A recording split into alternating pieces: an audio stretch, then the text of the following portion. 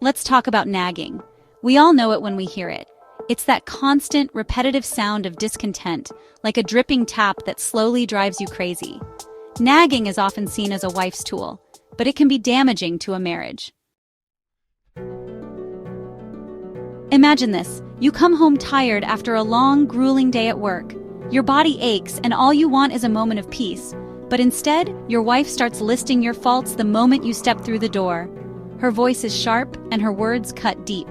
You forgot to take out the bins again. The trash is overflowing and she's furious. Did you ever fix that leaky faucet? You feel attacked. You get defensive. The kitchen becomes a battleground. It's a cycle that breeds resentment and anger. Every conversation turns into a confrontation. Over time, constant nagging chips away at a man's self-esteem. He starts to doubt his worth. He might feel incompetent, unappreciated. The love and warmth in the relationship begin to fade. This constant barrage of criticism can leave him feeling emotionally drained.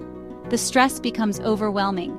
It's like walking on eggshells, never quite knowing when the next complaint will come. The home, once a sanctuary, now feels like a cage. Nagging often rears its head in predictable situations. Forgetting anniversaries or birthdays is a classic trigger. Not helping around the house is another big one. Leaving clothes on the floor, not doing the dishes. These seemingly small oversights can become major points of contention. Then there's the dreaded "I told you so." It's the ultimate weaponized form of nagging, used to highlight past mistakes. This type of negativity can poison the well of communication. Section 4. Unpacking the why, the root of the nagging tree. In this section, we delve deep into the underlying reasons behind a behavior that many find perplexing and frustrating. Why do some women nag? This question has puzzled many, but the answer is often more complex than it appears on the surface. Often it's not about wanting to control their husbands. Instead, it's a manifestation of deeper emotional needs and frustrations. It's about feeling unheard or unimportant. When a woman feels that her voice is not being acknowledged, she may resort to nagging as a way to be noticed. Maybe their needs aren't being met. This could be emotional needs, physical needs, or even the need for companionship and understanding.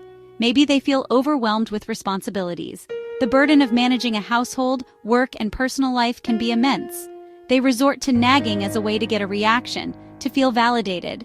It's a method to express their frustrations and seek acknowledgement. It's a cry for attention, a desperate attempt to communicate their needs. Sometimes it's learned behavior from their upbringing. She saw her mother nag her father, so she repeats the pattern. This cycle can continue unless both partners work together to understand and address the root causes.